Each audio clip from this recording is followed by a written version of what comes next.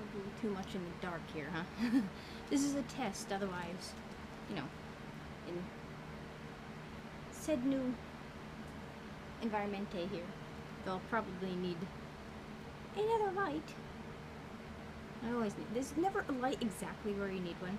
But anyways, welcome to Lifestyles of the Strange and Exotic Random Book Review.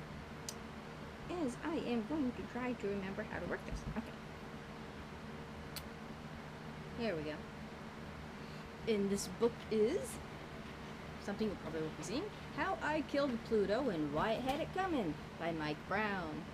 Now, having watched far too many, documentaries on pretty much everything, but usually space and history, I was familiar with why Pluto was demoted, and the Pluto Files by Neil deGrasse Tyson is rather entertaining, and you do see Mike Brown, who sort of spearheaded the issues that made Pluto no longer a planet. It is either a dwarf planet, a QE1, a Kuiper Belt object. I think there's a plethora of other names now, but it's because he discovered a planet that was sort of, well, at that time, a planet bigger than Pluto, and the fact that nobody really had a definition of what a planet was.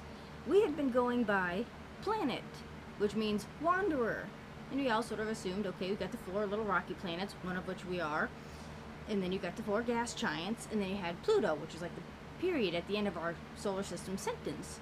And Pluto didn't have a nice circular orbit, but it has your long. If you see a solar system model, you'll see the little record groove of all the planets, and Pluto's doing its own thing.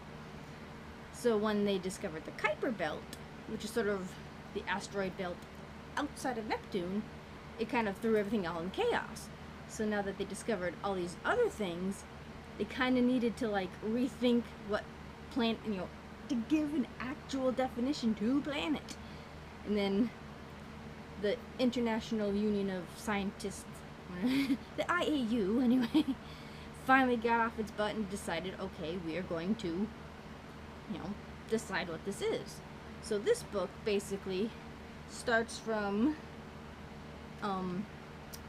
basically him as a college student kind of being led onto the path of being a planetary explorer, or a planetary scientist, and the journey to finding what eventually became, let's see, what came first?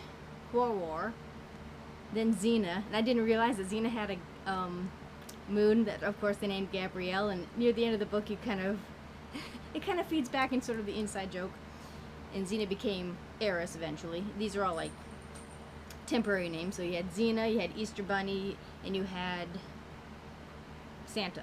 So you had the temporary names of the things they'd found and some of the snags they hit, and it was interesting having seen these various different documentaries about the science and the facts about it, but it's neat to kind of know from the scientist's point of view, and having seen him on various documentaries, he never seemed sort of like the gregarious guy, and even though I kind of think we would we would really get along, because he wants every finite piece of information, and when his daughter was born, he had charts about when she ate and slept, and it's beyond scientific.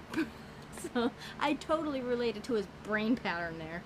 Not quite so bad as far as charts and stuff, though I have contemplated that, but I never quite got to chart, this, that, and the other thing. But having all those little bits and pieces of information, I totally relate to this man.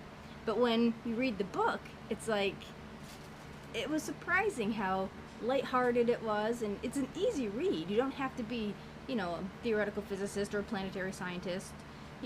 A good interest in science in general would, probably make this a little easier read, but it's a good book from just a normal guy who did something really fairly impressive, and catastrophic isn't quite the word, but, world-changing anyways, since our 9 planets are now 8. Or a few hundred, depending on who you ask.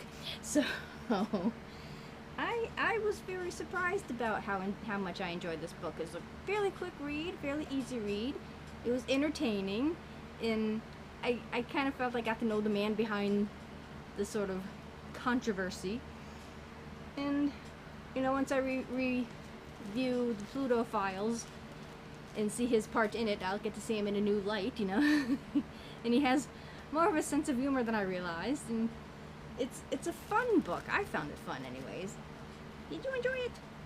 And this I got through my library on the Overdrive system, which is sort of the library's version of Amazon, which actually is directly connected to Amazon. You can borrow Amazon books, which is awesome.